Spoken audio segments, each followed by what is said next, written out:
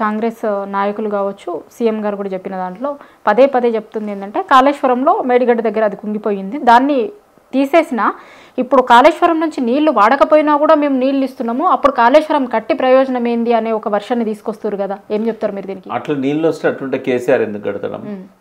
పోనీ రాజశేఖర రెడ్డి తుమ్మిడేడు దగ్గర ఎందుకు కట్టమంటాడు?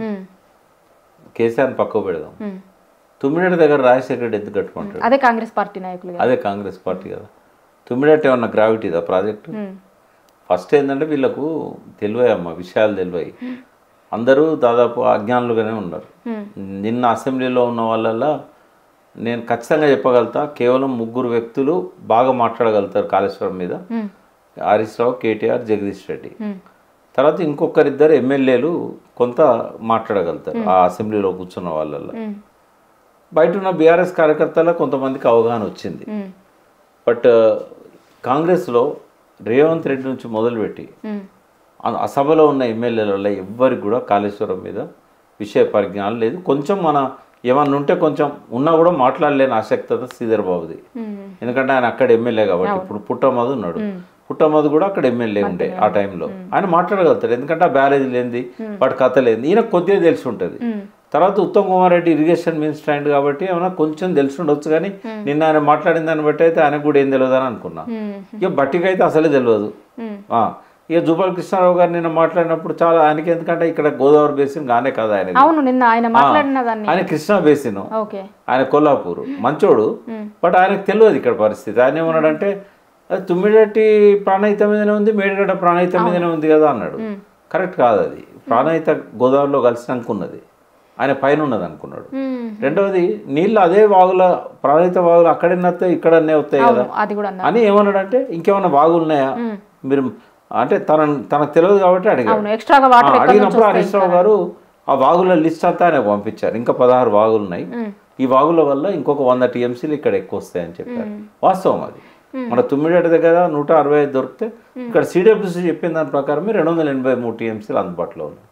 అయితే మనకు గోదావరిలో ఉన్న 968 టీఎంసీలకు మనం ప్రాజెక్టులను ఇప్పుడు డిజైన్ చేసుకున్నాం. ఇంట్లో సగం నీళ్ళను కూడా మనం ఇప్పుడు వాడుకోవట్లేదు, నీళ్లు పైనుంచి నీళ్ళు రాక. కనీసం ఇది ఇక్కడ నుంచి లిఫ్ట్ చేసుకోవడం వల్ల ఇంకో 200-300 టీఎంసీలు వాడుకునే అవకాశం మనకు వచ్చింది. అంటే 3వ టీఎంసీ కూడా పంపులు చేసి పెట్టారు. కన్నెపల్లి దగ్గర 17 పంపులు ఉంటాయి, అలా ఒక 8 పంపులు 12 పంపుల వరకు మనకు 2 టీఎంసీలు ఎత్తిపోసుకున్నా కూడా ఆ 3వ టీఎంసీకి ఇంకో 5-6 పంపులు ఉంటాయి. కాబట్టి మనకు 3 టీఎంసీలు రోజు తీసుకపోతే ఒక 4 నెలలు తీసుకుపోయినాం అనుకుందాం, 120 days 300 టీఎంసీలు పైన వస్తాయి కదమ్మా. అట్లా దాన్ని సార్ డిజైన్ చేశారు కేసీఆర్ గారు. అయితే అదే మనకి ఎప్పటికైనా చాలా మంది మీరు అన్నట్టు వర్షాలు పడ్డప్పుడు కాళేశ్వరం అవసరం లేకుండానే నీళ్ళు వస్తానే కదా, పంటలు పండుతాయి కదా. కాళేశ్వరం ఉద్దేశమే అది. వర్షాలు పడ్డప్పుడు కాళేశ్వరం అవసరం లేదు, అంటే మేడిగడ్డ అక్కర్లేదు. అంటే ఇప్పుడు చాలా మంది ప్రొఫెసర్ నాగేశ్వర్ కూడా ఇవాళ ఒక విశ్లేషణలో నేను విన్నా, కాస్ట్ బెనిఫిట్ రేషియో గురించి మాట్లాడుతుండే. ఇప్పుడు ఒక దగ్గర కాలువలు ఉండి రిజర్వాయర్ ఉండి ఆ నీళ్లతోనే పంటలు పండితే వాళ్ళు ఎంత పంట పండుతుంది, మనకి ఎంత ఆదాయం వస్తుంది, దీని మీద పెట్టిన పెట్టుబడి వస్తుందా లేదా అని లెక్కలు చేస్తారు.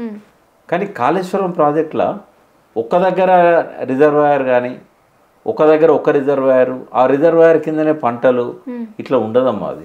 అది 7 లింకులు, 28 ప్యాకేజీలు, 28 ప్యాకేజీల కింద మళ్ళీ రకరకాల రిజర్వాయర్లు. కాబట్టి కాస్ట్ బెనిఫిట్ రేషియో అనేది ఒక దగ్గర నుంచి నీళ్ళు వచ్చినప్పుడే లెక్కకు వస్తుంది, నిర్ణీత ఆయకట్టు ఉన్నప్పుడే లెక్కకు వస్తుంది. ఇక్కడ ఎట్లా చూస్తాం మనం, ఉదాహరణకు ఒక క్రాప్ మనం 3 నెలల టైం అనుకుందాం. మొదటి నెల ఏమో మేడిగడ్డ నుంచి ఎత్తిపోస్తారు, 2వ నెల ఏమో కడెం నుంచి ఎల్లంపల్లి దాకా నీళ్ళు రాగానే అక్కడ నుంచి డైవర్ట్ చేస్తారు. ప్యాకేజ్ 6, ప్యాకేజ్ 8 అంటాం. Medaram pump house, Nandi Medaram pump house, Gayatri pump house, అలా నుంచి మిడ్ మానేర్లు వేసి వరద కాలువ ద్వారా మళ్ళీ తీసుకుపోతారు.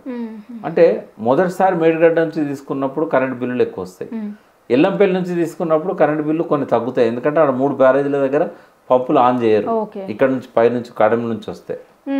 అసలు పైన శ్రీరామ్ సాగర్ ఇప్పుడు గేట్లు తెరిచారు, గేట్లలోకి వెళ్ళి పోయే నీళ్ళనే వరద కాలువ ద్వారా మిడ్ మానేర్లో పంపినాం అనుకో, ఇప్పుడు మేడిగడ్డ నుంచి ఎత్తిపోసినా మిడ్ మానేర్కే, కడెం నుంచి ఎల్లంపల్లి ద్వారా సొరంగంతో ఎత్తిపోసినా కూడా మళ్ళీ వచ్చేది మిడ్ మానేర్కే.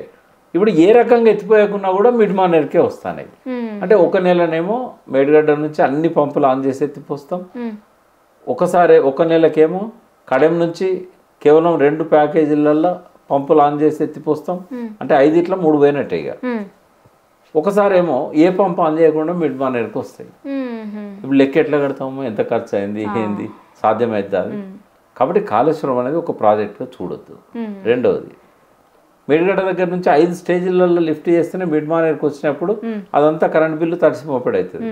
మరి శ్రీరామ్ సాగర్లో నీళ్ళు వచ్చినప్పుడు నేరుగా 5,90,000 ఎకరాలు మేడిగడ్డకు సంబంధం లేకుండా, ఎల్లంపల్లికి సంబంధం లేకుండా, మిడ్ మానేర్కి సంబంధం లేకుండా నేరుగా శ్రీరామ్ సాగర్ నుంచి తీసుకోవచ్చు మనం లిఫ్ట్ ద్వారా. నిర్మల్లో 1,00,000 ఎకరాలు, 2,00,000 ఎకరాలు చిల్లర కామారెడ్డి, నిజామాబాదు, ఆదిలాబాదు. ఇది గోదావరికి కింద గోదావరికి సంబంధమే లేదు.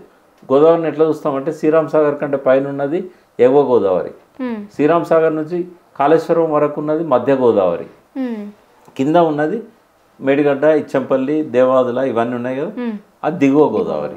దిగువ గోదావరి నుంచి చుక్క నీరు తీసుకోకుండా, మధ్య గోదావరి నుంచి చుక్క నీరు తీసుకోకుండా 6,00,000 ఎకరాలు కాళేశ్వరం ప్రాజెక్టులో నిర్మల్, కామారెడ్డి, నిజామాబాద్, ఆదిలాబాద్లో ఉంది.